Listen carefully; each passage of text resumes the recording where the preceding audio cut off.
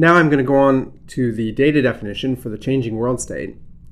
In looking at the analysis, I see that there's two pieces of changing information, two changing information values that naturally belong together. And so that tells me that I want to use a compound data definition. So when you use a compound data definition, the first thing we have to do is a structure definition for it. So let me make a structure, and I guess I'll just call it cow.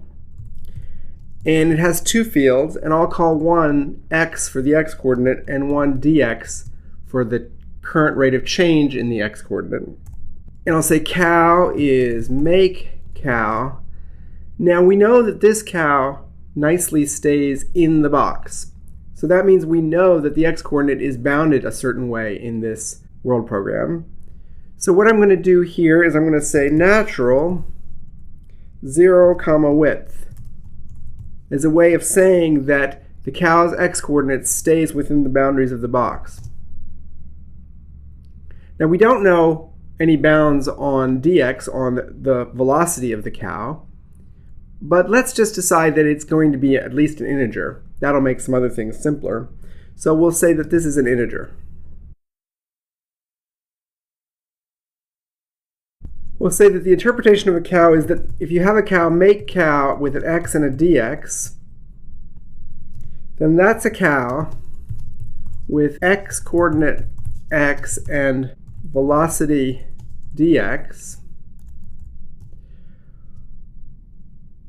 We'll say that the x is the center of the cow.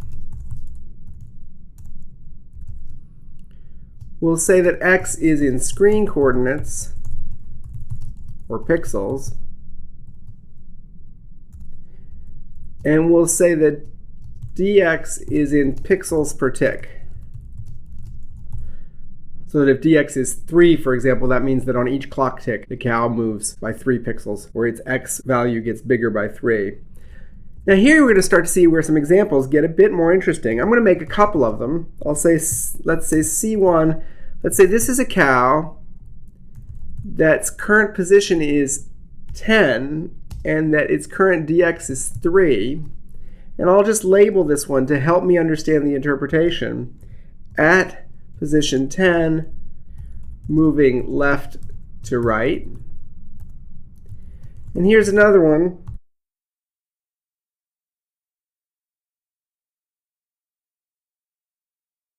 And this one is at 20, and it's moving the other way.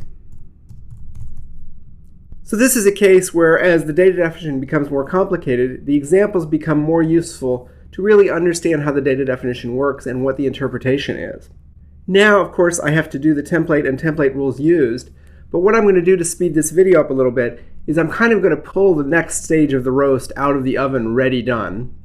I'll go to Cowabunga V1, and it already has the complete data definition here, everything that we just did, plus the template and template rules used.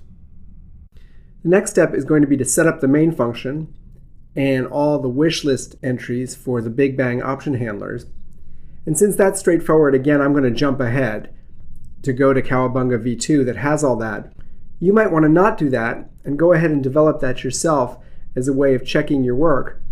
I'm going to jump ahead now, though.